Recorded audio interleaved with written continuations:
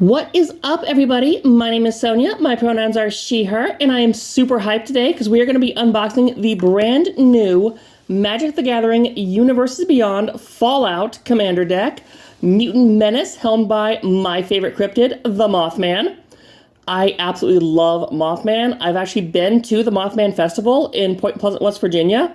It's a really cool mix of like a street fair and like sort of like a Comic-Con, because there's all these artists and just really cool booths and stuff. The statue's awesome. Like, Mothman is this town's like main source of income. Like, their economy is Mothman based, and it's kind of cool. So we're gonna unbox this deck. For some of my viewers, this is my first Magic video, so I'll quickly go over Commander as a format. It is a 100 card format. Your deck can be 100 cards flat, no more, no less. It is a singleton format, so aside from basic lands, you can only have one copy of any given card in your deck. Your deck is helmed by a commander, which is a legendary creature, in this case, the Mothman. And the colors on your commander's card dictate what colors you can use in your deck. So since Mothman is black, green, and blue, I could not use any red or white cards in my deck. That's about it. Let's go ahead and start to unbox this. I already opened this up just to get it out, so there was no difficulty there. So we've got, this is cool. It's glowy, so it's very radioactive and glowy. We've got the Vault Boy there. We've got some tokens, pop-out tokens there. We've got a deck box featuring the Mothman. And if this, I mean, it's a flimsy little cardboard deck box, but it should hold 100 sleeved cards if it's anything like the one that came with the Necron deck. So that is cool. We've got an envelope in here that has our Collector Booster Sampler Pack, which will give us 2 additional cards. And there's something else in this little thing here. Oh, we have our life wheel to keep track of our life total. And that is really cool looking. Let's see the other side. It's just like a little Fallout thing, but it's got Mothman. I love when they do custom ones like this. And then, of course, we have a guide for the deck, which we're not going to read, and the deck itself proper. So, we'll open this at the end of the video. Right now, let's take a look at the Mothman Mutant Menace Commander deck. See what these cards do, and just have a good, fun time. So let's see, we've got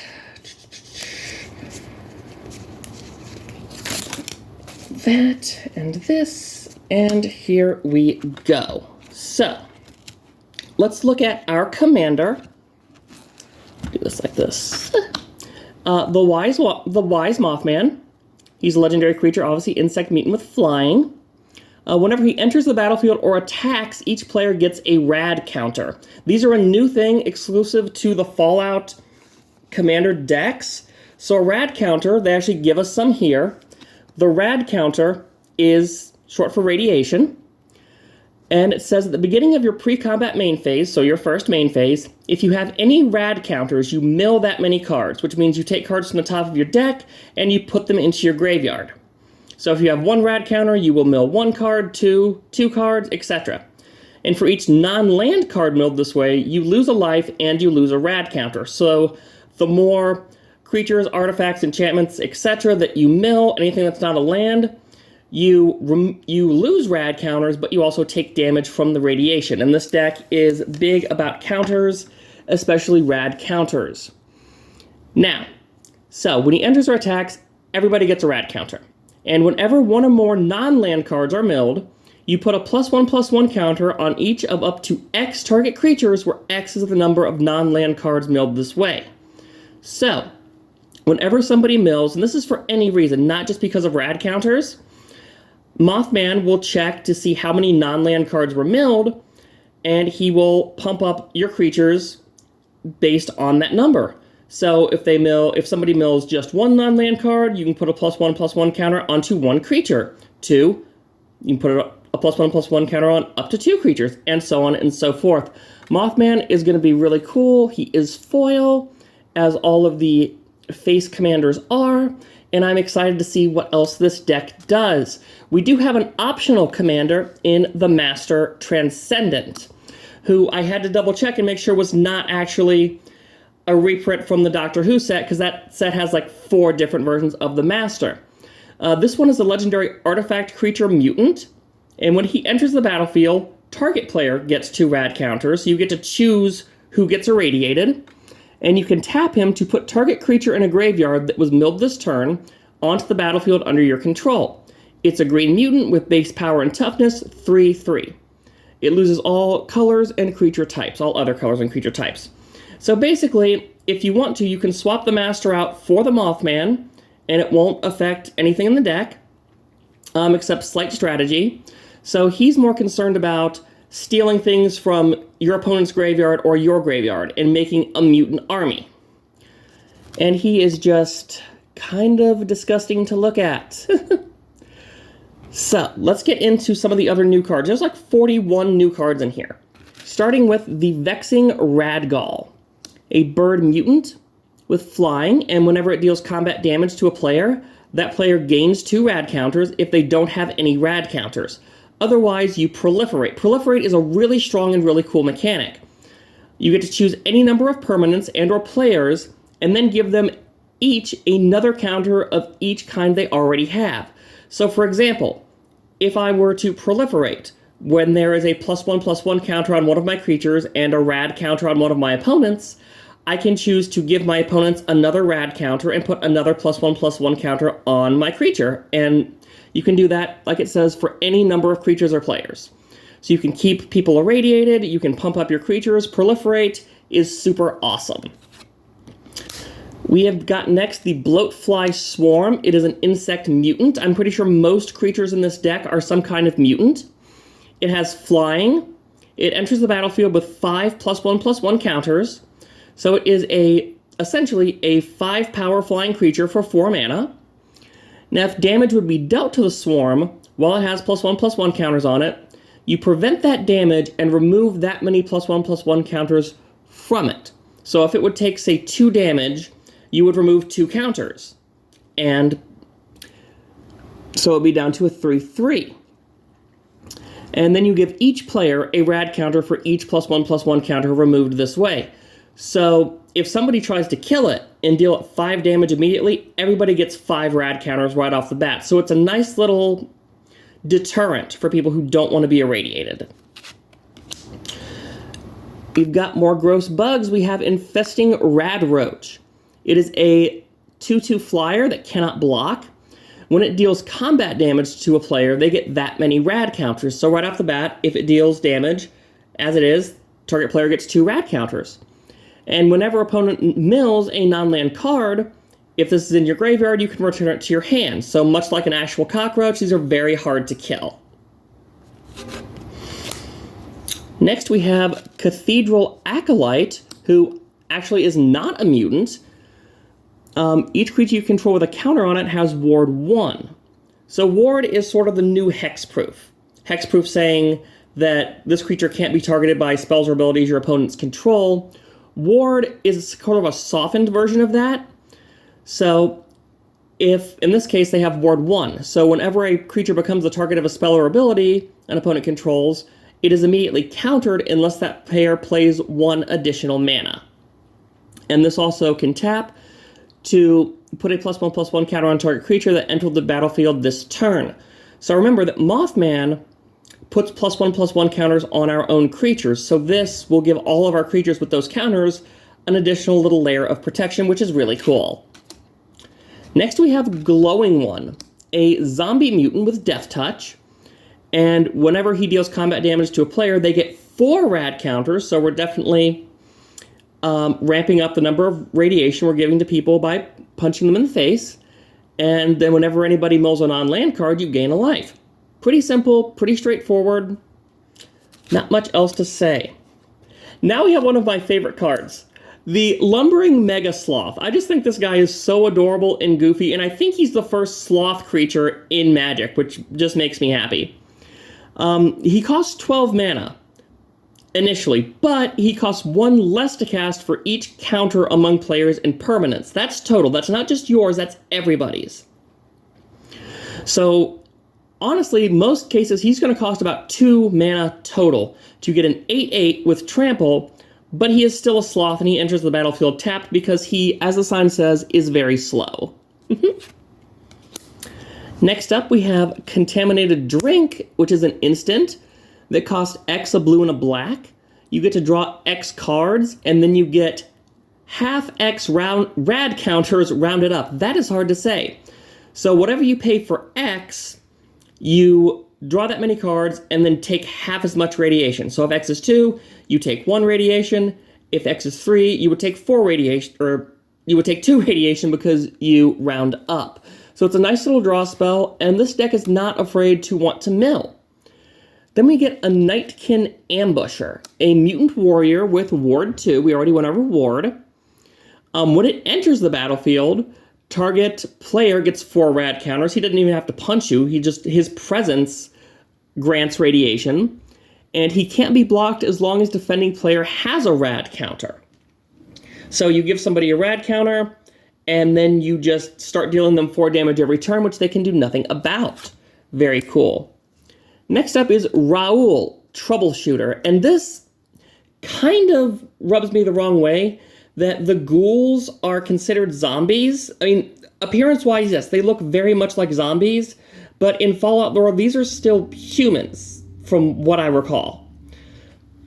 So they look like zombies, but they still have all their faculties. They're basically just normal people. They've just been exposed to so much radiation that they've lost like their skin, hair, like noses and ears, stuff like that. Some of them act much more like zombies. They've taken so much radiation that their brain has just deteriorated. But this guy is on the up and up, it looks like. So once during each of your turns, you may cast a spell from among cards in your graveyard that were milled this turn. If you haven't noticed, this deck cares a lot about self-milling. And you can tap him to have each player mill a card. Nothing super groundbreaking, but pretty efficient, pretty cool. Next up, we have Young Deathclaw. The Deathclaws are like the biggest, most horrifying, terrible threats in the Fallout games. They are some of like the most fearsome creatures you can find. These are just babies though. They're only 4/2s. They have Menace, and they give each creature card in your graveyard Scavenge. The Scavenge cost is equal to their mana cost. So Scavenge is an old Golgari mechanic from, I believe, Return to Ravnica block that says you can exile a creature card from your graveyard and to pay its mana cost. And then you put a number of +1/+1 counters equal to that card's power on target creature. Scavenge only is a sorcery. So this allows you to get some more value out of creature cards in your graveyard that may have been milled or sent there through other card effects, and allows you to keep putting +1/+1 counters on your creatures, which, if you haven't realized, that's a big part of this deck. And speaking of big parts of things, we have the Strength Bobblehead, which is a big part of the Fallout lore. Vault Boy and the Bobbleheads, just these relics of Vault-Tech's promises, their broken promises, and things like that. So it's a mana rock. You tap it to add 1 mana of any color. Pretty straightforward. And then if you pay 3 mana and tap it, you put X +1/+1 counters on target creature, where X is the number of bobbleheads you control. Bobblehead, it wouldn't really be like typal because it's an artifact, not a creature, but there's definitely a theme of the more bobbleheads you have, the better their effects are. We get Cultivate with a new art, a very good ramp spell. You search for 2 basic lands, reveal them, put 1 on the battlefield, 1 into your hand, and then shuffle. Green likes to ramp, likes to get more lands, and we're hitting a lot of ramp right now because next we have Farseek. Search your library for a plains, island, swamp, or mountain and put it onto the battlefield tapped. The cool thing about this is it doesn't say basic, so any non-basic land that has one of those land types can be searched for. And Farseek is really awesome, especially in Commander, for searching up things like shock lands, dual lands, things like that. Next is Harmonize, a pretty iconic green draw spell. Pretty simple. 4 mana, draw 3 cards. Not a whole lot to say there. We've got Inspiring Call. Draw a card for each creature you control with a +1/+1 counter on it. Those creatures gain indestructible until end of turn. So that's awesome. That's a really awesome combat trick. If somebody thinks that you're not going to block, that they have bigger stuff, you can throw this down like at instant speed and be like, I'm going to block all your stuff, and then I'm going to draw a bunch of cards. So it's a really cool combat trick. It's got our boy Mothman on it. It mentions Point Pleasant, which, as I said, that's where the Mothman Festival is in the flavor text, and I think this is a really cool card. Rampant Growth, another iconic green ramp spell. Search for a basic land, put it on the battlefield tapped, and then shuffle your deck. Pretty self-explanatory. Corpsejack Menace, another card from Return to Ravnica block, which is a fungus. If one or more +1/+1 counters would be put onto a creature you control, you put twice that many counters instead. It's kind of like a doubling season on a stick, basically. Putrefy. Lots of Ravnica cards in this precon. Another very straightforward card. You destroy target artifact or creature. It can't be regenerated. Cannot be saved. Once it's targeted, it is Dunyan Rings. We have got a Winding Constrictor. If one or more counters we put on an artifact or creature you control, you put that many +1 of those kind of counters. So again, it's not quite as strong as Corpsejack Menace, but it's still increasing the number of counters you put on per trigger. And if you would get one or more counters, you get that many +1 of each. So it also helps you get more rad counters. So that's pretty cool. A little 2/2 for 2/3. We've got the Arcane Signet, an absolute staple of Commander. It's a 2-mana rock to tap to add 1 mana of any color of your commander's color identity, which we established is green, black, blue, also known as Sultai, so a good inclusion in multiple color decks. We've got the Contagion Clasp, a card from, I believe, Scars of Mirrodin originally. When it enters the battlefield, you put a -1/-1 counter on target creature, and you can pay for and tap it to proliferate. So a great inclusion here, very efficient, and it's going to see a lot in here. We've got the Soul Ring, another absolute staple. You tap it to add 2 colorless mana. It's a ramp, it's a rock, it goes in pretty much every commander deck. And the rocks start coming and they don't stop coming. We've got the Talisman of Curiosity, which will add colorless, or it'll add a green or a blue in exchange for dealing you 1 damage. I'm not always sold on the talismans because there's so many mana rocks now that I feel they're kind of outclassed where you don't have to take the damage, but they're still not bad to have. Talisman of Dominance is also in here, which is the same thing, except it taps for blue instead of blue-black instead of green-blue. And Talisman of Resilience as well, which taps for black-green. So all the talismans are represented in here. And they're all, that's like 6 mana rocks, I think. I think we have 6 mana rocks in this deck, which honestly, I think is a bit too much. But with the self-mill, I'm not 100% sure. We'll find out when I actually start to play the deck. We've got Ash Barrens, which is a land that lets you add 1 colorless, or you can cycle it for 1 mana, pay 1 mana and discard it to search for a basic land, reveal it, and then put it into your hand. So if you're missing one of the colors you need, this can help you grab it. The Command Tower, again, an absolute staple of Commander. Very straightforward. You tap it to add 1 mana of any color in your commander's color identity. Evolving Wilds. This is on the lower end of fetch lands, but it's not necessarily a bad one. You tap it, you sack it, you grab a basic land from your deck, put it onto the battlefield tap, and then shuffle. We see these a lot in precons, and they're great budget options if you don't have the more expensive shock lands. Next, we've got Jason Bright Glowing Prophet, a legendary mutant zombie advisor. So whenever a zombie or mutant you control dies, if its power was different from its base power, draw a card. So if it was buffed in any way, like with +1/+1 counters or anthem effects, you get to draw cards when they die, which is super awesome. And honestly would not be bad in a zombie deck in and of itself. He's got another ability called Come Fly With Me. Pay 2 mana and sacrifice a creature. Put a +1/+1 counter on target creature you control, and it gains flying until end of turn. So for 2 mana, you can kind of gain a bunch of value. Because if you sacrifice a creature that already has a +1/+1 counter, you draw a card, you add a +1/+1 counter to a different creature, and give it flying. And there's no taps. You can do this as many times as you have mana for, and as many times as you want. Next up, we have the Mirelurk Queen, a crab mutant with vigilance. When it enters the battlefield, target player gets 2 rad counters. And whenever 1 or more non-land cards are milled, you draw a card, and then you put a +1/+1 counter on Mirelurk Queen. It only triggers once each turn, which I guess is fine. It keeps it from being broken, but it keeps me from having as much fun as I want to.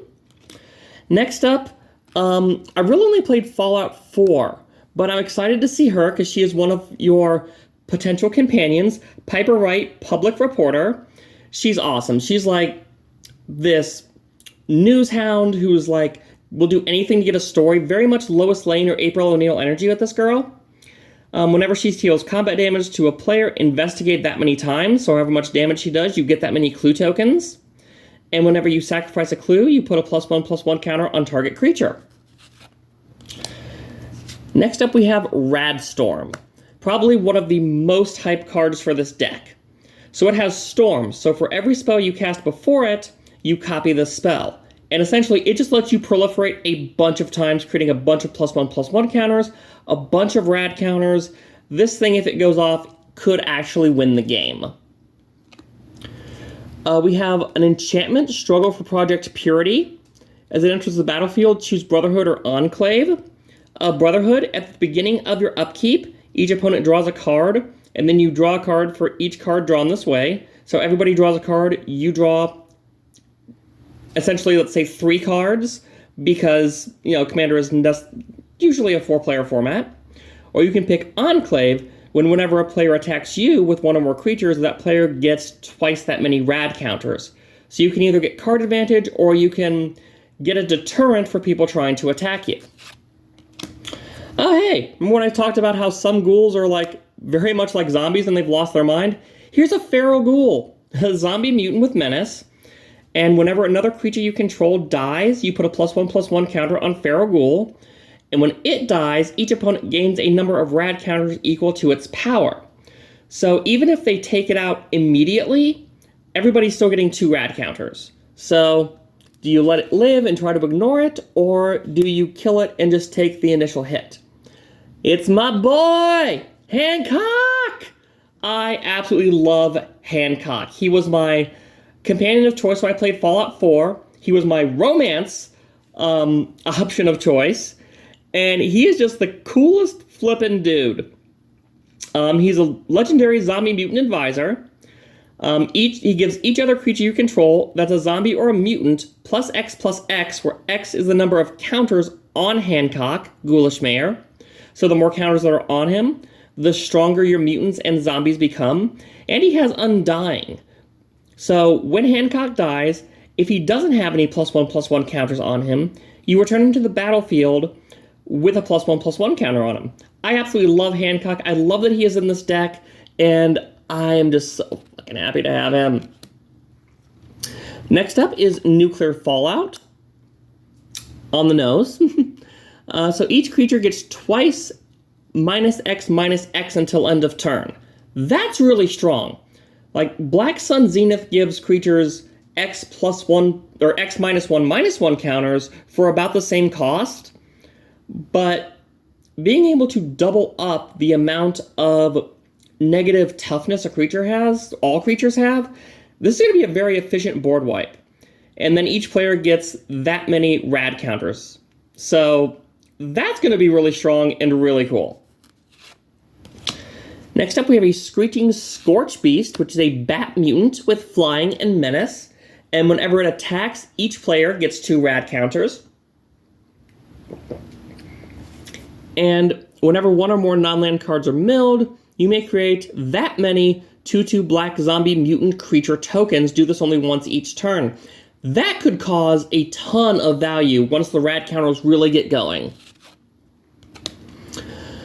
We have got an enchantment Saga. So sagas are like a newer card type. When it enters, you put like a little marker on the first chapter, and then at the beginning of your after your draw step, before your main phase, you move the counter to the next chapter, and then you do whatever that chapter says you do.